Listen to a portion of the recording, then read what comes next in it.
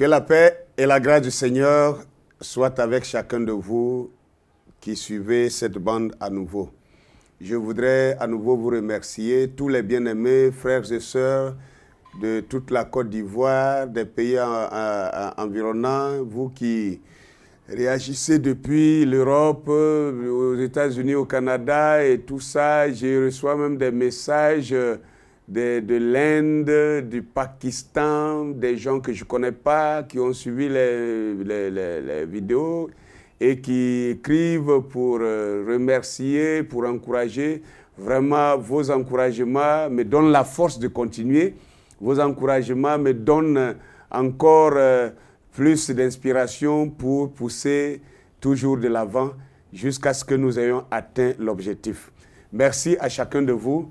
Merci aussi à mes collègues serviteurs de Dieu qui ont emboîté le pas et qui sont dans le même canevas du réveil de l'Afrique par la foi en Jésus-Christ.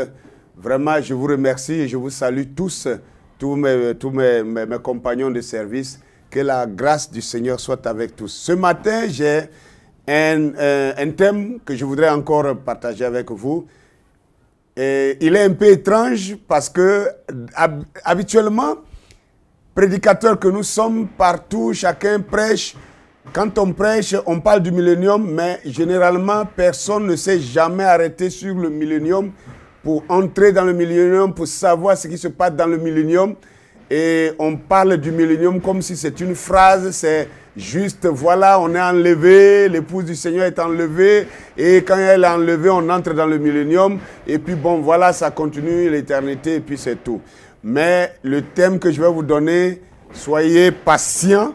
Vous savez que souvent, quand je dis des choses comme ça, même si c'est choquant, mais il y a toujours des preuves pour cela. Mon thème ce matin, c'est la brèche entre le millénium et l'éternité.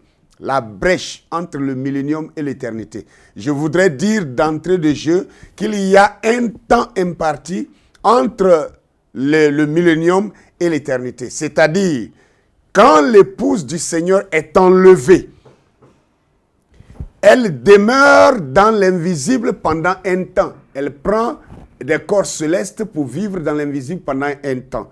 Pendant ce temps, sur la terre ici, il y a 3 ans et demi qui est réservé à Israël et aussi aux vierges folles de vivre la tribulation qui va conclure par la guerre d'Armageddon qui détruira la terre, je vais dire le cosmos, qui va nettoyer la terre et après quoi l'épouse qui avait été enlevée, qui était restée dans l'invisible, redescend revêtue de corps célestes, redescend sur la terre pour prendre les corps glorifiés pour maintenant commencer le règne du millénium avec le Christ. Et ce règne du millénium, comme vous entendez, en français, millénium, ça veut dire 1000 ans. Donc, c'est le 7e jour de l'Éden. C'est le 7e jour qui correspond au jour de samedi de la semaine. Le 7e jour de la semaine. Et donc, ce règne-là va durer 1000 ans. Mais après les 1000 ans, on ne rentre pas directement dans l'éternité comme on le pensait. C'est de ça que je veux parler. À la fin de ces 1000 ans, il y a une brèche, il y a un temps.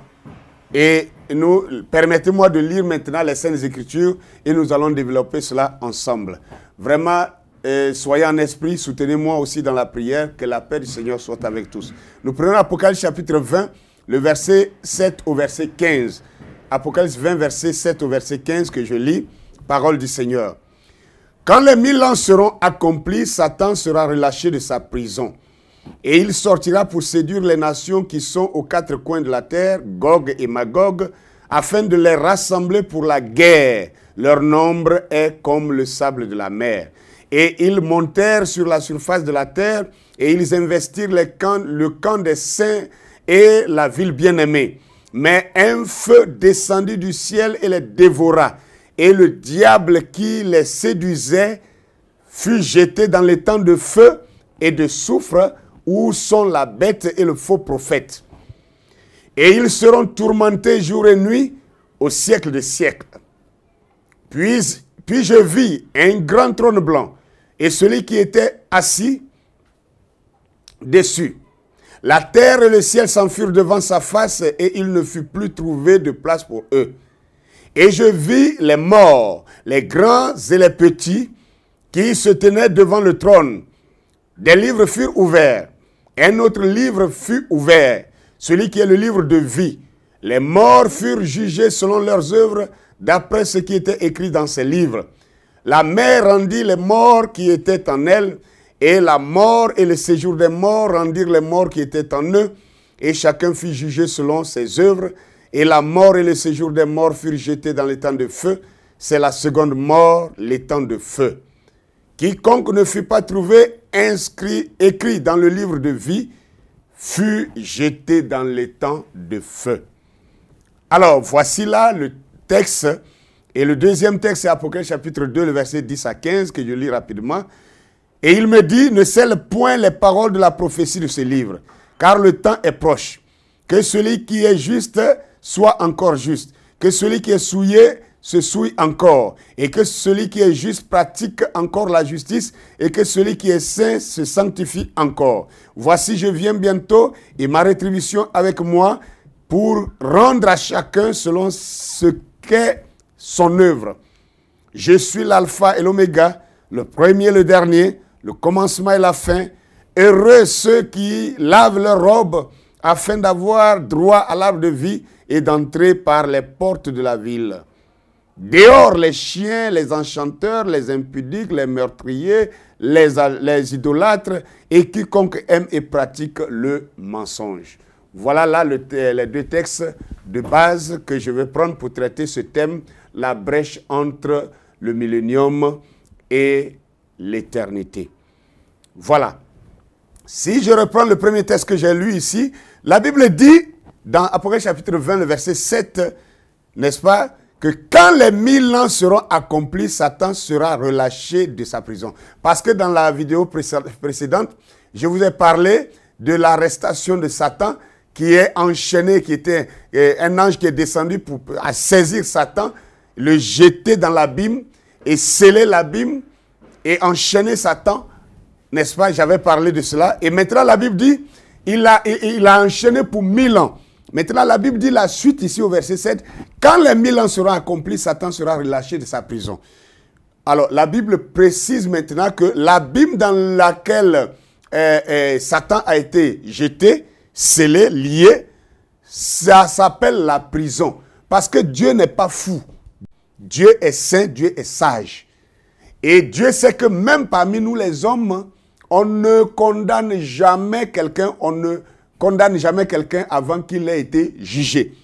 Donc, ici, Satan doit être jugé, mais avant son jugement, il est mis en prison. En attendant que les juges soient mis en place pour le tribunal. Donc, Satan est mis en prison. Et la Bible dit, après que les 1000 ans seront accomplis, Satan sera relâché de sa prison. Et il sortira pour séduire les nations qui sont aux quatre coins de la terre, Gog et Magog, afin de les rassembler pour la guerre. Leur nombre est comme le sable de la mer. Je voudrais aussi commenter rapidement le sable de la mer. Leur nombre est comme le sable de la mer. Quand vous prenez le livre de la Genèse, chapitre 22, le verset 17, vous verrez que Dieu dit à Abraham que voici, ta postérité sera comme les étoiles du ciel et comme le sable de la mer. Parce que Dieu savait qu'Abraham aurait deux semences. Dieu savait qu'Abraham avait la semence royale par Isaac, et Sarah qui a enfanté Isaac, et aussi la semence charnelle, la semence, n'est-ce pas, naturelle d'Abraham, qui serait par Agar, qui a enfanté Ismaël. Donc, l'un est représenté comme les étoiles du ciel et l'autre est représenté comme le sable de la mer. Celui qui est représenté comme le sable, les étoiles du ciel, c'est bel et bien Isaac, le fils de la promesse, lui dont la mère a souffert d'abord la stérilité, qui a subi les moqueries, les insultes, la tribulation et toutes ces choses-là, et qui a fini par avoir le seul fils unique que Dieu va demander encore en sacrifice, et Abraham ne refusa pas ce qui lui fut être imputé, n'est-ce pas, de foi par justice. Voilà. Maintenant, et Ismaël, quant à lui, c'est quand Abraham était dans l'attente de l'enfant promis et que l'attente durait et que l'impatience l'a amené à aller vers sa servante pour faire un enfant qui devait se substituer à l'enfant de la promesse. Or, la parole qui sort de la bouche de Dieu ne peut revenir à lui sans avoir accompli son effet. Alors, Abraham s'est précipité dans son impatience, il a fait un enfant. Et on appelle cet enfant-là l'enfant de la, la semence selon la chair, la semence naturelle d'Abraham. Et la semence royale d'Abraham, qui est spirituelle, était Isaac. Maintenant, Isaac est représenté comme l'étoile du ciel. Les étoiles du ciel, c'est ceux-là qui croient la parole de Dieu, qui sont représentés en Isaac, qui sont représentés en Christ, qui s'élèveront, n'est-ce pas, dans les cieux, dans les lieux célestes, dans le ciel. Et ils brilleront comme les étoiles du ciel, selon que Daniel chapitre 12, verset 3 le dit, que ceux qui auront enseigné l'intelligence brilleront comme les étoiles dans le ciel à jamais et à perpétuité. Donc vous voyez que les croyants qui ont reçu le Saint-Esprit, qui ont reçu l'Esprit de Dieu, ces gens-là sont typifiés aux étoiles, sont, n'est-ce pas, représentés comme les étoiles dans le ciel. Maintenant, qui est comme le sable de la mer? Le sable de la mer, c'est l'ensemble des incroyants, de tous ceux qui rejettent la volonté de Dieu, tous ceux qui rejettent la foi en Christ, tous ceux qui rejettent l'évangile, tous ceux qui refusent de croire en Dieu, ils sont représentés comme le sable de la terre, comme le sable de la mer. Et Dieu a dit, le ciel est mon trône et la terre est mon marchepied.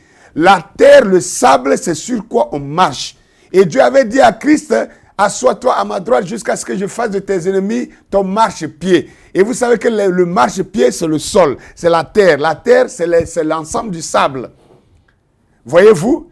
Et donc, la poussière de la terre, le corps de l'homme, la Bible dit, tu as été pris à la poussière, tu retourneras à la poussière. Donc, ceux-là qui ne seront pas sauvés seront jetés dans les temps de feu. Ils brûleront jusqu'à la fin, ils seront réduits en poussière. Donc, ces incroyants sont représentés comme le sable de la mer et les croyants sont représentés comme les étoiles du ciel. Alors, je crois que pour avoir été clair maintenant, on va continuer. Et il dit que Gog et Magog va se rassembler et leur nombre sera comme le sable de la mer et ils viendront pour faire la guerre et ils monteront sur la surface de la terre et ils investiront le camp des saints et la ville bien-aimée. Il dit, mais un feu descendit du ciel et les dévora. Et le diable qui les séduisait fut jeté dans les temps de feu, de soufre, où sont la bête et le faux prophète. Vous savez que dans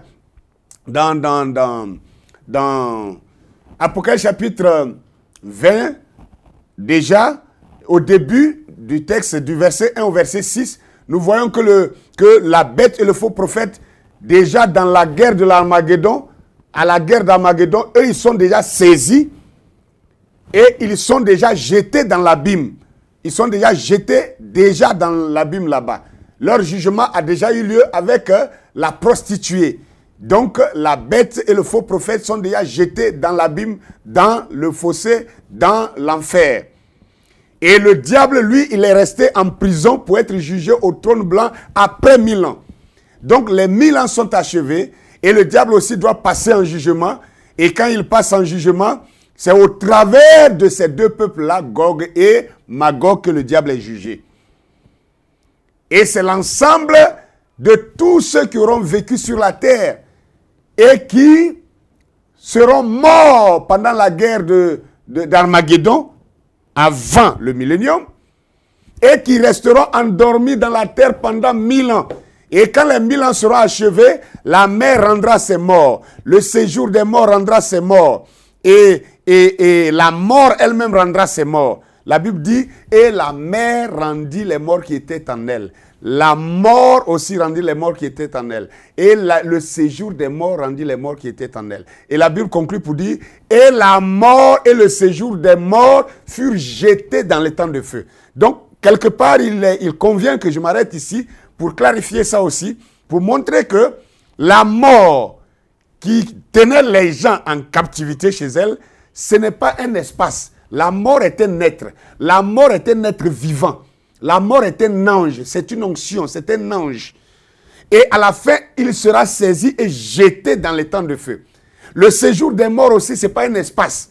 C'est un être, c'est un ange, c'est un être vivant qui lui aussi conserve les morts qui sont morts en dehors de la foi et il les bloque là-bas dans le appelé le séjour des morts. Et la Bible dit, la mer rendit les morts, la mort aussi rendit les morts et le séjour des morts rendit les morts. Maintenant, la Bible dit, ils sont trois déjà cités ici, mais la Bible dit, et la mort et le séjour des morts furent jetés dans les temps de feu. Vous voyez que eux, ils sont des êtres. On peut les jeter dans le temps de feu pour qu'ils souffrent pour le mal qu'ils ont fait. Mais la mer n'est pas un être vivant. La mer, n'est-ce pas, c'est un étendu. L'étendue n'est pas jetée dans le temps de feu. Donc vous comprenez maintenant que c'est des onctions, c'est des anges qui seront jetés dans les temps de feu. Nous continuons. Et la Bible dit que maintenant la bête, Satan à la fin, lui aussi quand il est jeté, et il est jugé, on vient le jeter dans cet temps de feu où se trouve déjà la bête et le faux prophète qui ont été jetés dedans depuis la guerre d'Armageddon avant le millénium. Alors, et ils seront tourmentés jour et nuit au siècle des siècles. La Bible dit, puis un grand trône, puis je vis un grand trône et celui qui était assis dessus. La terre s'enfuit devant sa face et il ne fut plus trouvé de place pour eux. La terre et le ciel s'enfuirent devant lui. Et donc là, ce n'est qu'après ce jugement-là que le nouveau ciel et la nouvelle terre vont arriver sur la terre.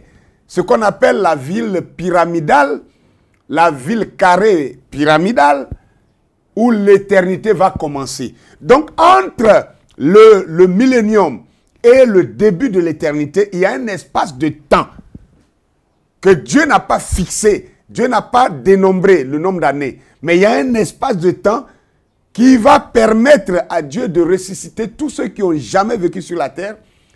Et leur nombre est comme le sable de la terre. Comme ils n'ont jamais cru en Dieu avant de mourir, quand on les ressuscite, qu'importe ce que Dieu fait, ils ne le croiront toujours pas et ils vont se lever encore contre la ville sainte, contre Dieu lui-même. Donc c'est cet espace de temps-là que j'appelle la brèche entre le millénium et l'éternité. Nous continuons et il dit alors, et je vis les morts, les grands, les petits, se tenant devant le trône. Des livres furent ouverts. Un autre livre fut ouvert, celui qui est le livre de vie. Les morts furent jugés selon leurs œuvres, d'après ce qui était écrit dans ces livres. La mer rendit ses morts. Ça, c'est ce que je venais de dire. Mais il faut que vous voyez quelque part, ici, que les morts, il a vu les morts, les grands et les petits, qui se tenaient devant le trône. Et les livres furent ouverts. Quand on dit les livres furent ouverts, les gens pensent à des livres papier et des cahiers comme ça ou des livres comme ça d'imprimerie qui sont ouverts devant Dieu. Il ne s'agit pas des livres comme ça. Il ne s'agit pas de ces livres-là. Il s'agit de quelque chose d'autre. Les livres en question, ce sont les corps glorifiés. Les corps glorifiés qui étaient réservés à ceux qui devraient vivre éternellement. Parce que la Bible dit, ils sont jugés selon leurs œuvres et d'après ce qui était écrit dans ces livres. Et dans une vidéo précédente, je vous ai déjà parlé de ces corps célestes, des corps terrestres et des corps glorifiés. Maintenant, ceux qui croyaient en Dieu, quand ils mouraient, ils recevaient un autre corps qu'on appelle le corps céleste. Et quand ils sont dans le corps céleste à la résurrection, pour revenir sur la terre et vivre pendant 1000 ans, Dieu leur donne un autre corps qu'on appelle le corps glorifié. Et ici, ceux dont le nombre est comme le sable de la mer, n'ayant pas cru à l'évangile, ces gens-là, ils n'ont pas droit à ces corps-là. Donc, les livres qui sont ouverts, et on les juge selon les œuvres qui sont écrites dans leurs livres. La Bible dit que chacun devrait ressusciter pour être jugé pour ce qu'il aura fait étant dans son corps. Étant dans son corps. Donc les œuvres qui sont écrites dans les livres là, ce sont les actions, ce sont les œuvres, c'est la vie que chacun aura menée étant dans son corps. C'est ça les livres. Un autre livre fut ouvert. La Bible dit, un autre livre fut ouvert. Celui qui est le livre de vie. Donc, cet autre livre qui est ouvert, c'est Christ lui-même. C'est le grand corps de Christ dans lequel sont inclus tous les saints. Ceux-là, ils ne sont pas jugés. Mais ceux qui sont en dehors de ce grand corps-là, c'est eux qui sont jugés. Et le jugement de ces gens-là, ce n'est pas qu'on s'assoit et on leur pose des questions et ils répondent et ils nient ou bien ils vont essayer de se défendre. Non, il ne s'agit pas de ça. C'est que Dieu les a ressuscités et ils se révoltent encore à nouveau selon l'incrédulité avec laquelle ils étaient morts. Quand ils sont ressuscités, ils reviennent avec la même incrédulité et ils veulent encore s'opposer à Dieu. Dieu n'a plus le temps pour ça.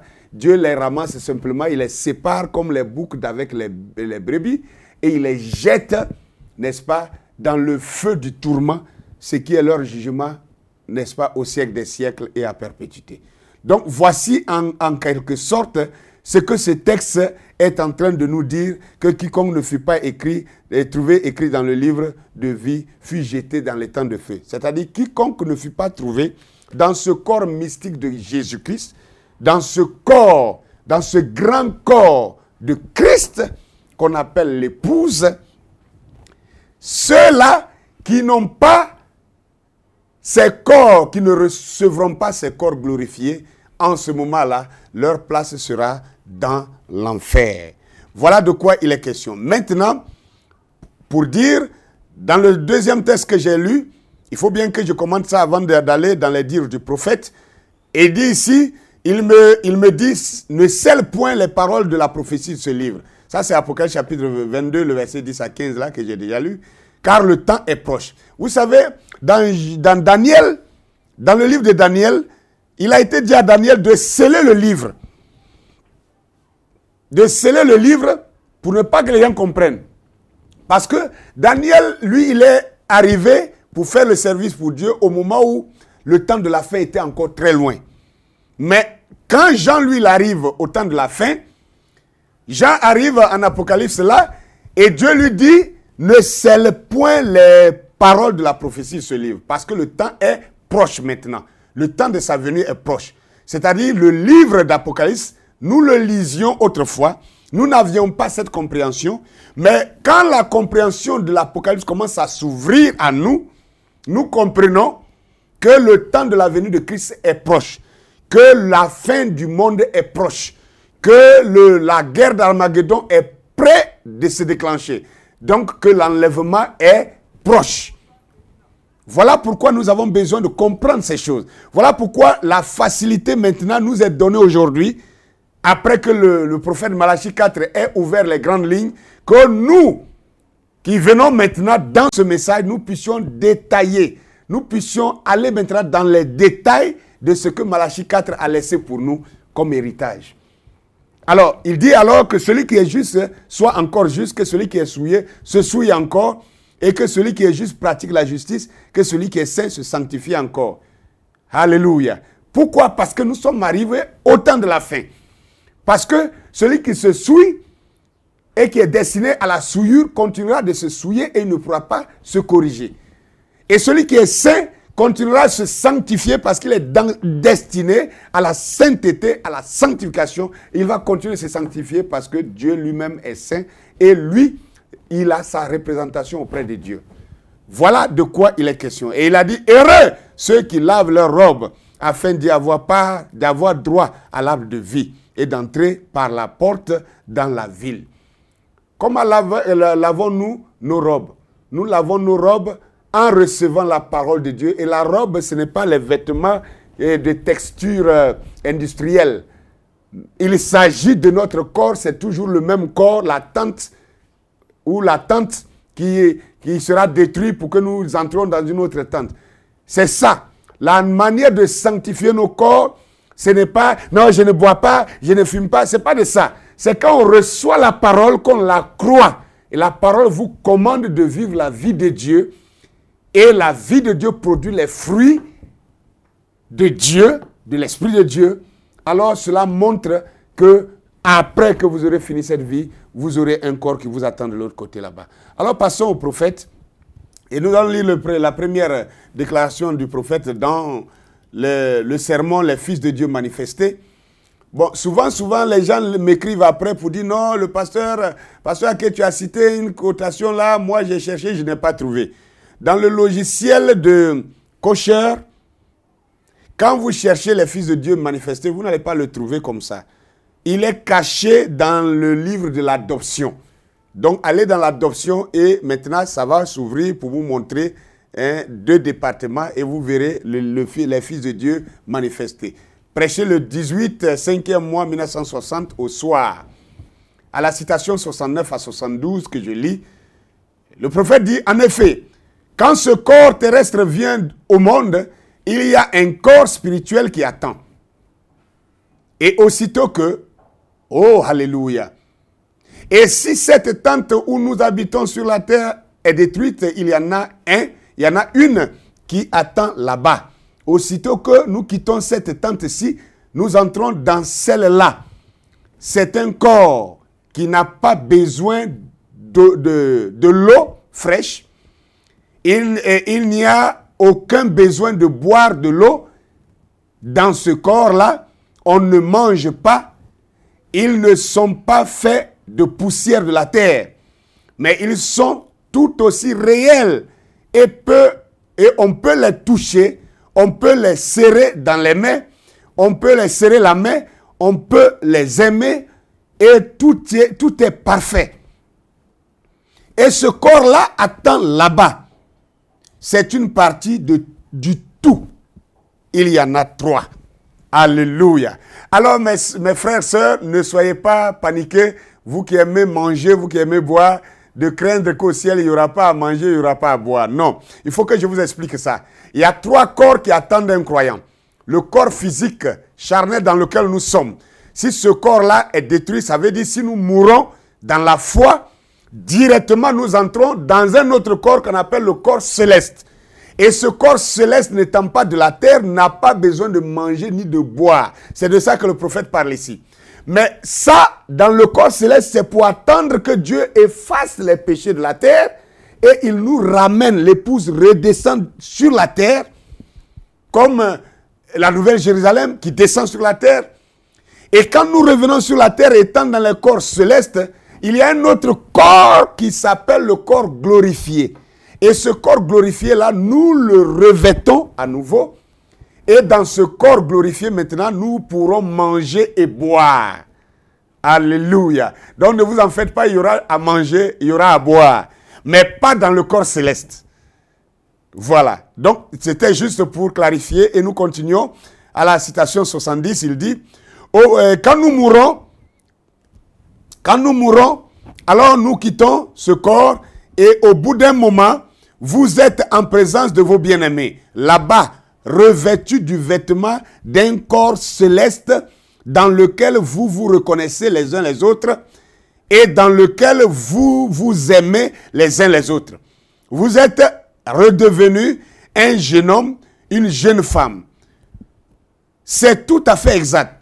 Ce corps attend là-bas jusqu'à la venue du Seigneur Jésus. Et un jour, ce corps glorifié, maintenant souvenez-vous, ça, c'est un corps céleste là-bas. C'est-à-dire quand on est mort ou quand on est enlevé, on entre dans un corps qui est un corps céleste là-bas. Souvenez-vous, c'est un corps céleste là-bas. Pas un corps glorifié. Donc quand on est enlevé, on rentre dans un corps qui s'appelle un corps céleste. Il n'est pas le corps glorifié, c'est différent. Dans le corps céleste, on ne mange pas. Dans le corps céleste, on ne boit pas. Mais dans le corps glorifié, on peut manger, on peut boire. Donc il dit, ce n'est pas un corps glorifié. Un corps céleste. Un jour, ce corps céleste quittera le ciel avec Jésus. Alléluia. Car la trompette du Seigneur sonnera. Et les morts en Christ ressusciteront premièrement. Les corps célestes descendront. Vous avez entendu. Les corps célestes descendront et revêtent les corps terrestres glorifiés. Waouh! De corps charnel mortel, nous sommes changés, nous entrons dans l'enlèvement, nous recevons, nous revêtons un autre corps, soit par la mort, soit par l'enlèvement, qui est appelé le corps céleste. Et ce corps céleste ne mange pas, ne boit pas. Au bout d'un temps, Dieu traite avec Israël. Il finit avec les vierges folles par la tribulation et la guerre d'Armageddon. Il nous fait redescendre sur la terre avec ces corps célestes qui revêtent maintenant des corps terrestres glorifiés, dit le prophète. Et nous les vivants qui serons restés, nous serons changés. Bon, bref, en un instant, en un clin d'œil, comme vous le voyez, et nous serons tous ensemble enlevés avec eux à la rencontre du Seigneur dans les airs. Et il dit, je ne boirai plus désormais du fruit de la vigne et je n'en mangerai plus jusqu'au jour où j'en mangerai de nouveau avec vous dans le royaume de mon Père. Le souper des noces. Or, le souper des noces, c'est le règne de 1000 ans.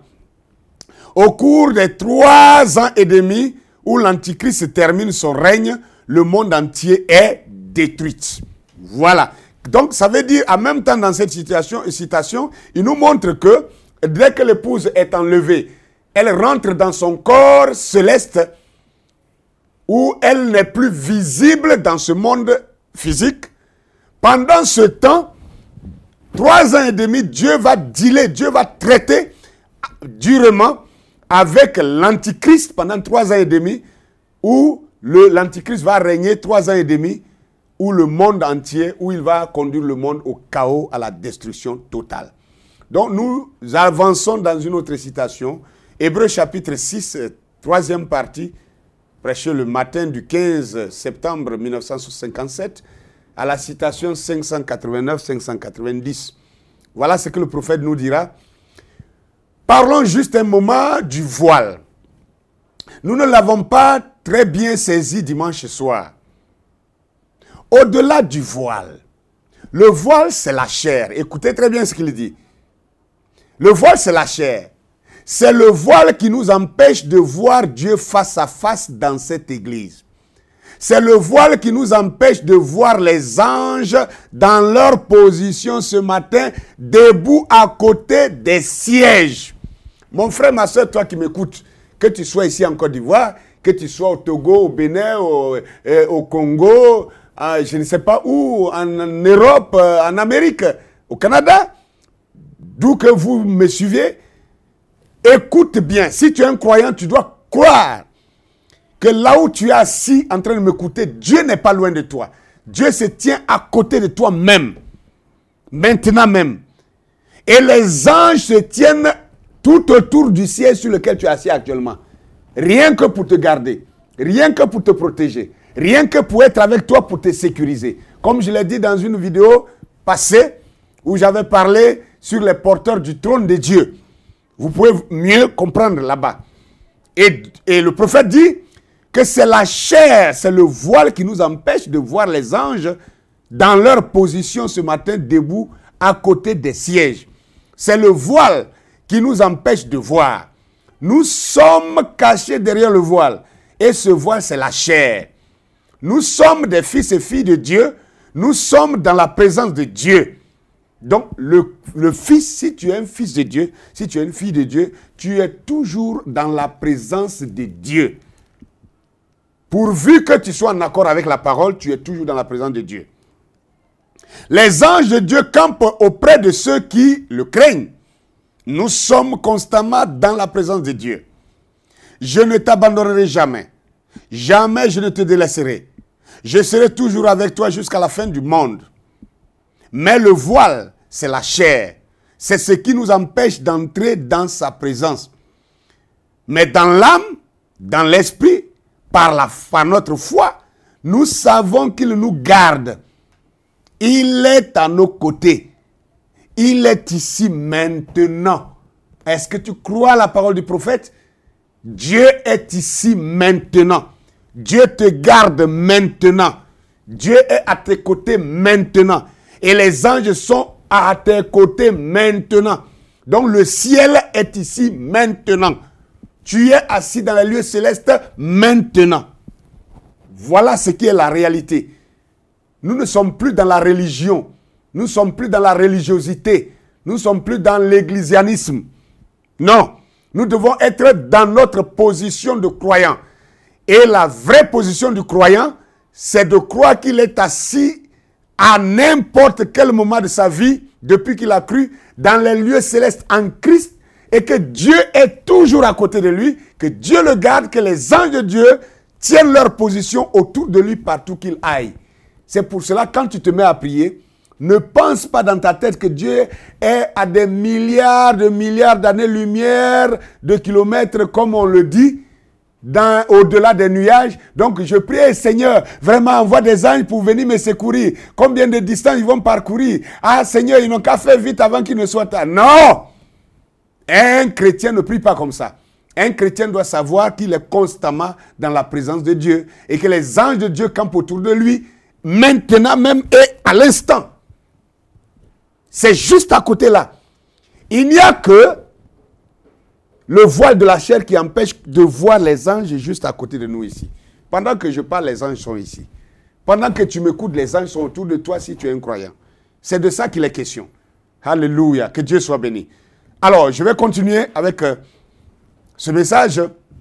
Voyez-vous, la brèche entre le millénium et l'éternité. Il y a une brèche. Il y a un temps imparti. Il y a un temps. Quand on finit le règne de 1000 ans, on ne rentre pas directement dans l'éternité. Après le règne de millénium, c'est là que les trônes s'installent. C'est là que le jugement de Dieu va commencer. Combien de temps, combien d'années ça prend, je ne saurais vous le dire. Mais il y a un temps. Et notre prophète va nous le dire lui aussi. Alléluia. Mais avant cela, je voudrais vous conter l'histoire de quelqu'un, un grand prédicateur qui a prêché l'évangile. C'était un Américain, il s'appelait William Carey. Et Carey a prêché l'évangile en tant qu'un grand évangéliste qui a parcouru les nations pour prêcher l'évangile. Et il dit un jour qu'il a fait un rêve. Il a rêvé. Dans son rêve, il était mort. Et après sa mort, il devait se rendre dans le ciel, selon qu'il a prêché. Comme il a toujours pensé que le ciel était dans les hauteurs, il a commencé à voyager pour aller au ciel. Et il arrive devant un grand portail et il trouve des anges, des gardiens qui étaient, n'est-ce pas, à gauche et à droite gardant le portail. Et il y avait un autre ange qui avait un livre dans la main. Et il approche et il veut rentrer et les anges lui bloquent le passage. Et il dit, mais écoutez, pourquoi m'empêchez-vous de passer pour entrer au ciel? Ils ont dit, mais écoutez, qui es-tu? Il dit, je suis William Carey, le grand évangéliste qui a parcouru la terre. Ils ont regardé dans le livre, ils ne voient pas son nom. On dit, non, mais nous sommes désolés, nous ne pouvons pas vous laisser rentrer ici, car votre nom n'est pas dans ce livre. Il a dit, mais non, sûrement qu'il y a une erreur. Vous faites une erreur. Moi, je ne suis pas n'importe qui. Je suis un grand évangéliste. Je suis le grand évangéliste William Carey. J'ai parcouru la terre, j'ai prêché l'évangile partout. Tout le monde me connaît. Les anges disent, tout le monde te connaît sur la terre, mais ici, nous, on ne te connaît pas. Et ton nom n'est pas dans le livre. Et nous, ici, nous n'avons pas le droit de discuter même avec toi parce que nous ne laissons passer que ceux dont leur nom est dans ce livre ici. William Carey dit, mais êtes-vous sûr que vous n'avez pas fait d'erreur? Non, il n'y a pas d'erreur chez nous ici. Mais vous ne pouvez rien faire. Il dit, non, nous, on ne peut rien faire ici. À moins que tu ailles plaider en recours de justice au jugement du grand trône blanc. Or, le jugement du grand trône blanc, c'est après le millénium. Donc, ça veut dire que William Carey s'est retrouvé être une vierge folle, endormie. Il devait attendre dans sa tombe pendant 1000 ans. Et il dit après, il dit, ok, je vais faire appel au jugement du grand trône blanc. On dit, bon d'accord, vas-y. Il décolle là, il s'en va. Et il dit, plus il partait, il sentait une lumière qui devenait de plus en plus puissante, inaccessible. Il se retrouve devant une grande lumière sur un trône. Et il entend une voix qui dit, William Carey, lorsque tu étais sur la terre, n'avais-tu jamais menti? Il dit, là-bas, tu ne peux pas mentir. Ce que tu as fait, même si tu le veux, tu ne le peux pas. Il a dit, si. William Carey, depuis que tu étais sur la terre, N'as-tu jamais pris quelque chose qui ne t'appartenait pas? Il dit si. William Carey, lorsque tu étais sur la terre, n'as-tu jamais commis aucune injustice? Il dit si, je l'ai fait. Et alors, le juge, le grand juge du grand trône blanc, était sur le point de dire, William Carey, tu es condamné. Et avant que cette voix ne prononce la condamnation de William Carey, il dit, il a entendu une voix douce derrière lui qui a dit, Père, il est vrai que William Carey a fait toutes ces choses et qu'il est coupable de toutes ces choses dont tu as cité et qu'il est digne de condamnation. Mais Père, cet homme William Carey, lorsqu'il était sur la terre des hommes, il a pris position pour moi devant les hommes. Alors moi aussi, je prends position pour lui maintenant devant ton trône de jugement. Prends les péchés de William Carey et mets-les sur mon compte. Alléluia. Et ça, c'était la voix de Christ. Ce n'est pas comme ça que ça va se passer, mais c'est juste une image de ce que c'est que le grand jugement du trône blanc.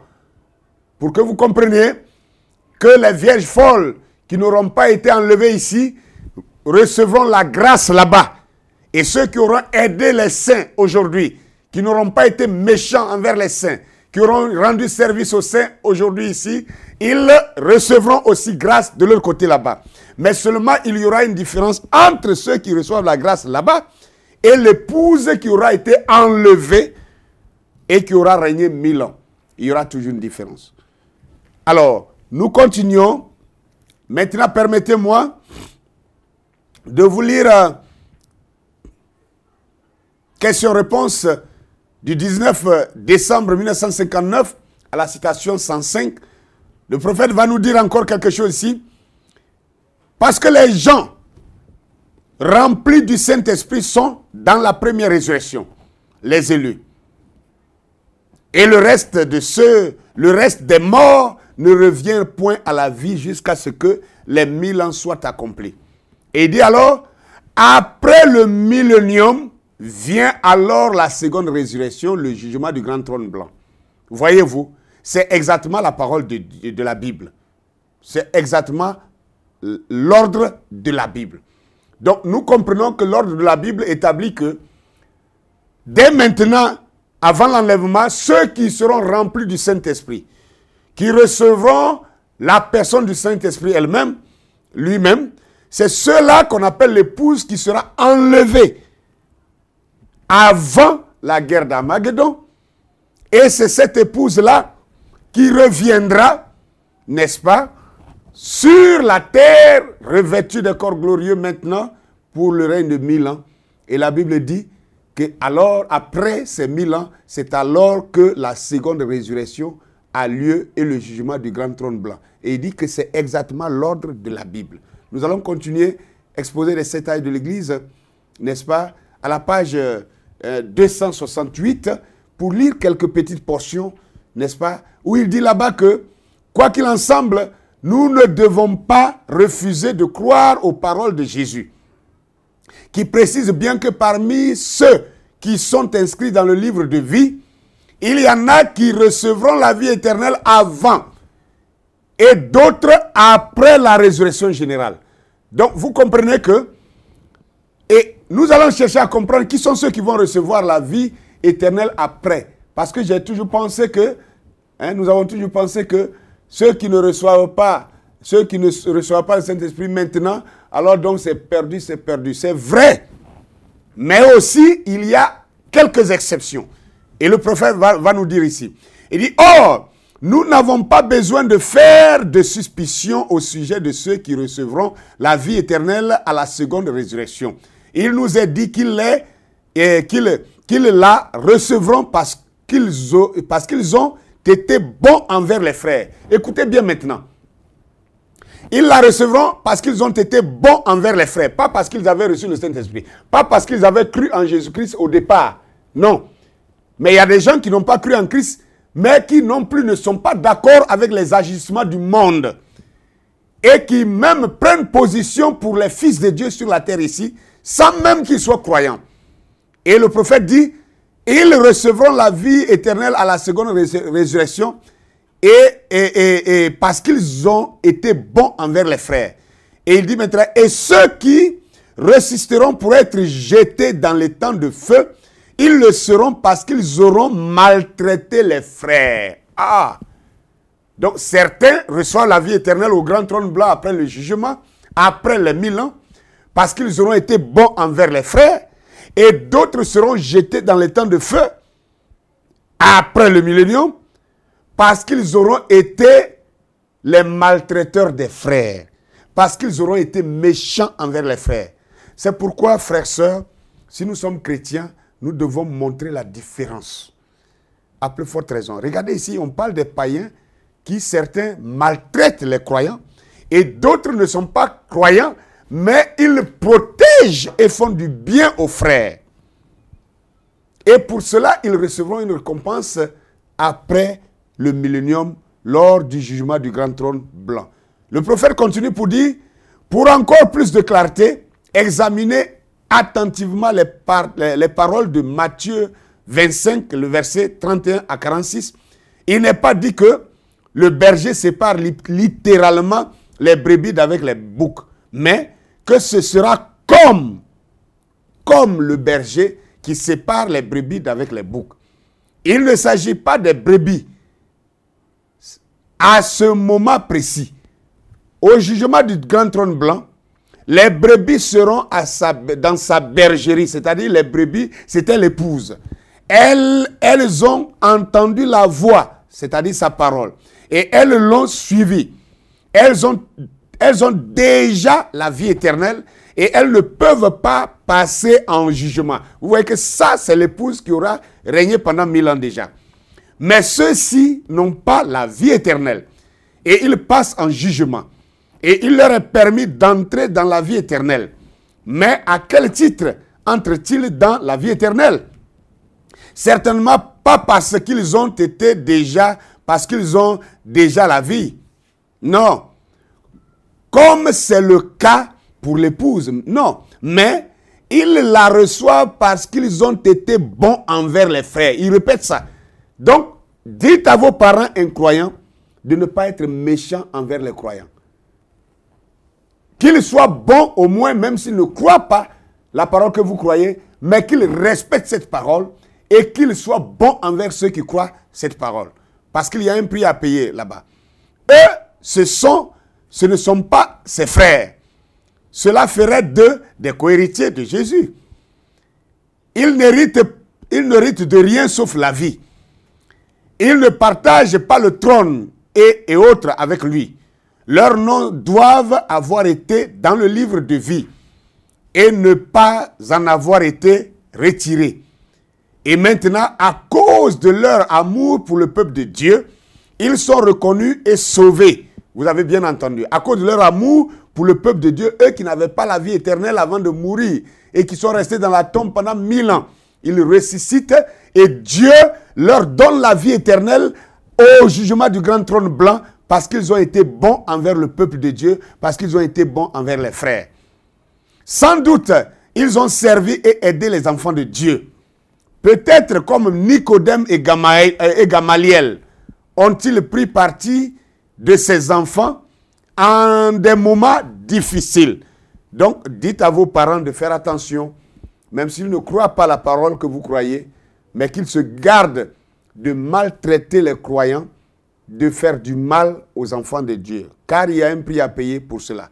À la page 269 plutôt, il dit, faites attention, car les méchants ne seront pas restaurés, mais jetés dans les temps de feu. Les noms de beaucoup de ceux qui seront détruits étaient également dans le livre de vie, mais ils ont été effacés parce qu'ils n'ont pas honoré le peuple de Dieu, qui était la parole vivante manifestée des lettres vivantes pour leur époque. Waouh! Ça c'est dur, ça c'est grave. Donc, quiconque vous en veut aujourd'hui à cause de votre foi, soyez patient seulement. Dieu va restaurer toutes choses et vous verrez.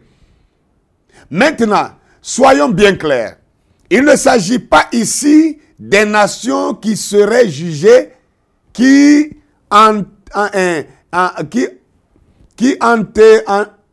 entreraient dans le millénium pour être accueillis et pour avoir accueilli et aider les Juifs. Donc il dit ici, il ne s'agit pas des nations qui vont aller au millénium pour avoir aidé et accueilli les Juifs. Non, il ne s'agit pas des Juifs. Il s'agit des croyants, c'est-à-dire l'épouse des nations. Il s'agit d'elle. Parce que c'est de nous qu'il est question aujourd'hui, l'épouse des nations. Et il dit, il ne s'agit pas, je reprends, maintenant soyons clairs, il ne s'agit pas ici des nations qui seraient jugées et qui entreraient dans le millénium pour avoir accueilli et aidé les Juifs. Non, c'est évidemment au vu de la conclusion de ces versets. Et ceux-ci, les méchants, iront au châtiment éternel dans les temps de feu, mais les justes à la vie éternelle. Il n'est pas fait mention de deux jugements où les méchants sont précipités dans les temps de feu. Non, seule la bête et le faux prophète sont jugés à la fin de la grande tribulation. Je l'avais dit déjà tantôt plus haut. Non, il s'agit ici du jugement du trône blanc et ils sont jugés selon ce qui est écrit dans les livres. Alléluia. Maintenant, dans la 70e semaine de Daniel, prêchée le 6 août 1961, à la citation 164, n'oubliez pas notre thème, c'est la brèche qui existe entre le millénium et l'éternité. Il y a un temps imparti pour quelque chose bien précis. Alors, je lis cela. Ceux qui sont souillés, c'est qui? C'est la Vierge endormie et ceux qui comparaîtront en jugement plus loin ici.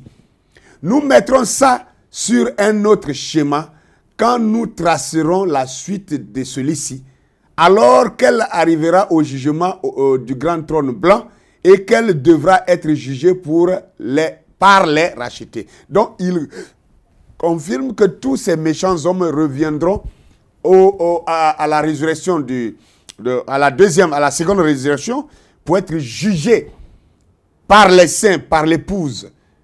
Et dans le message de grâce, prêché le 27 août 61 à la citation 69, il dira, souvenez-vous, le premier trône du jugement était sur la terre et c'était dans le jardin d'Éden.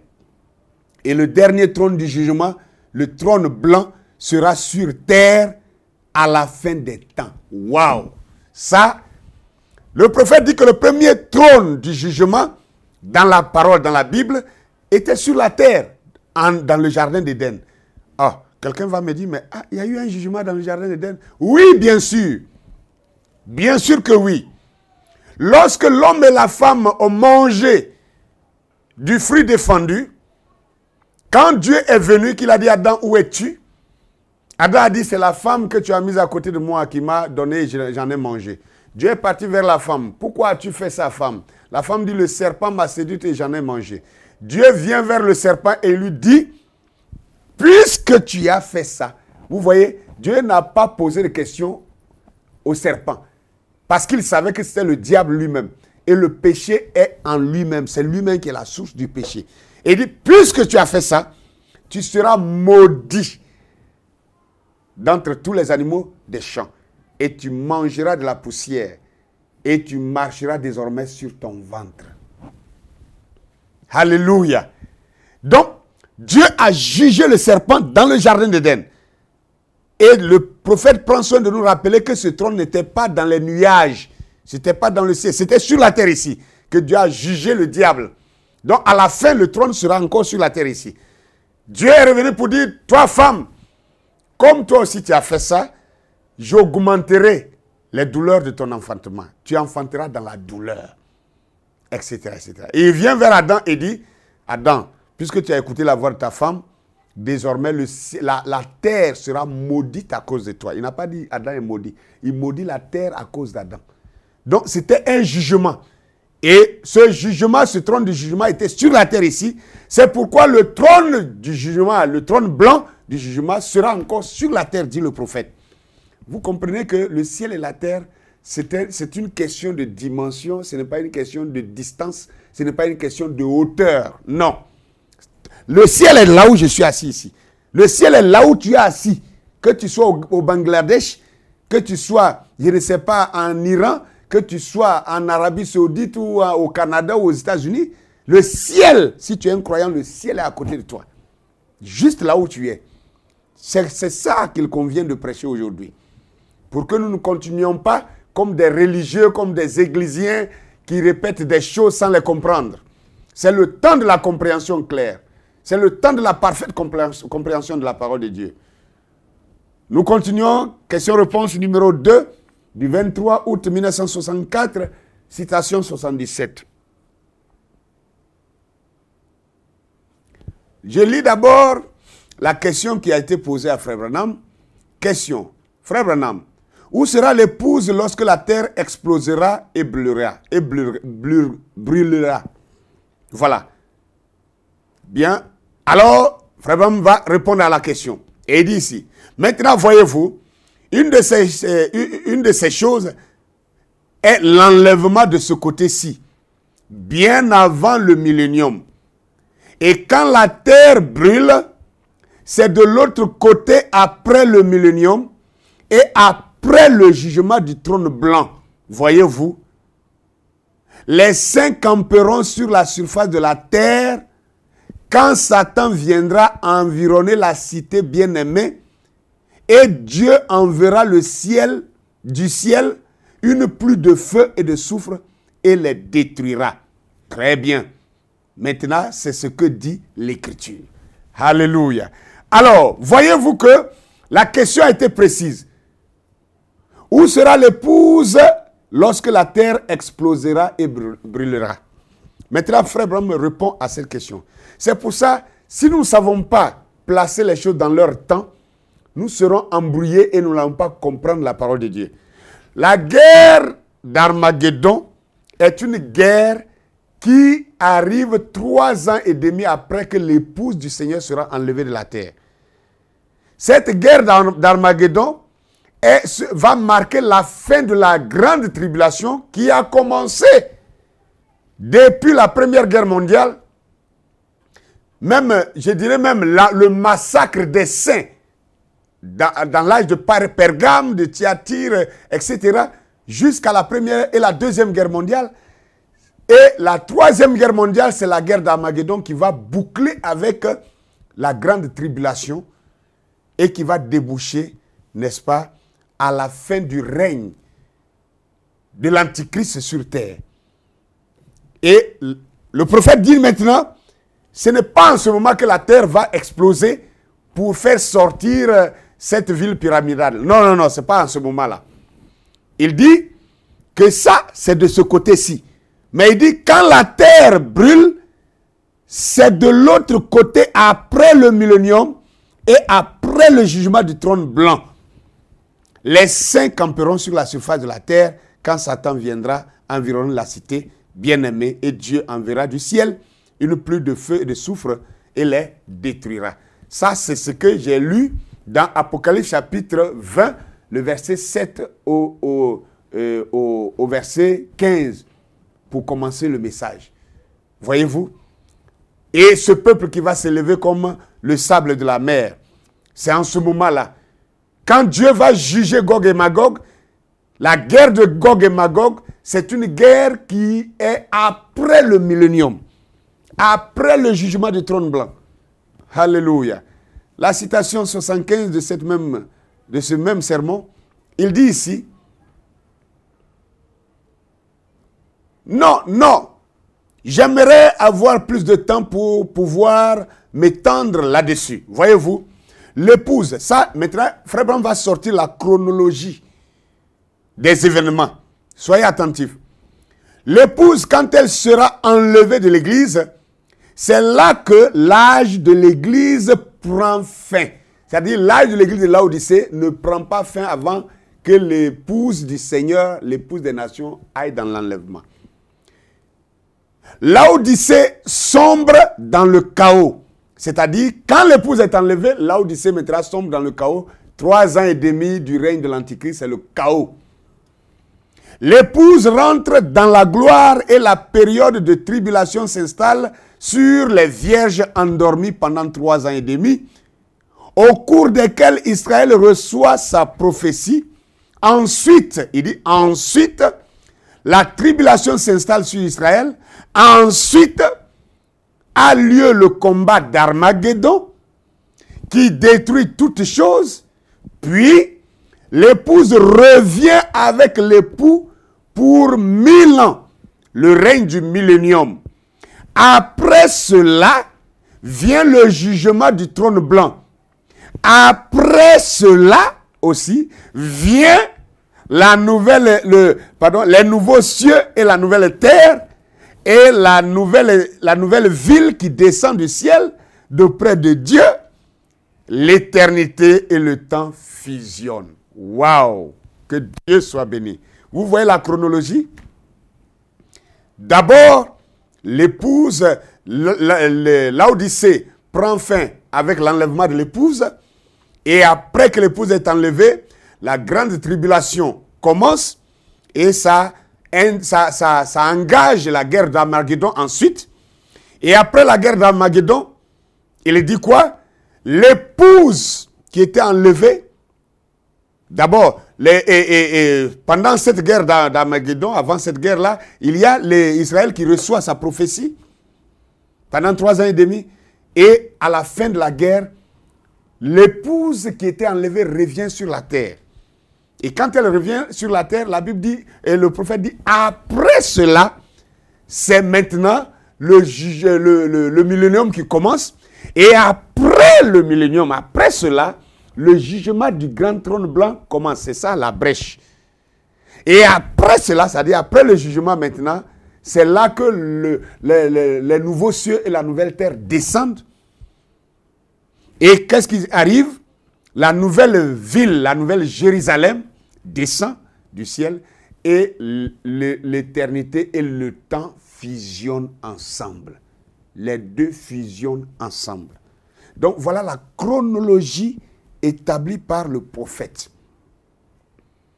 Question-réponse du 15 octobre 1961, citation 189. Il va dire encore quelque chose ici et il dira: la Vierge endormie sera sauvée, bien sûr.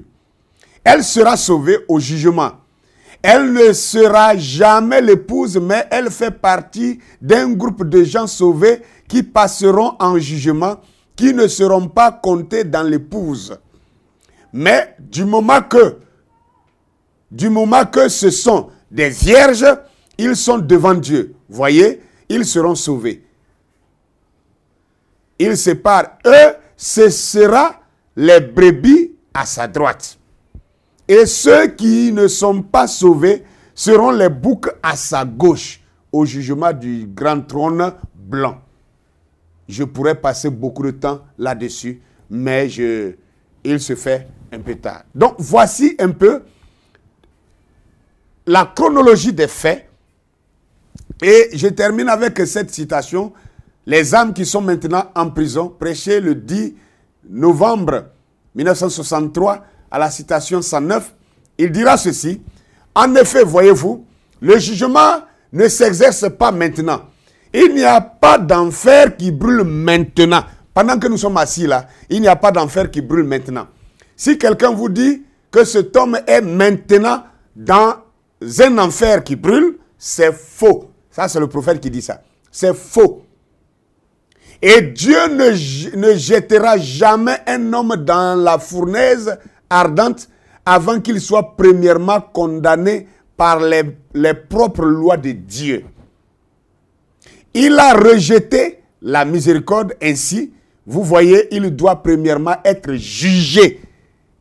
Et ce jugement se passe au grand trône blanc dans le jugement.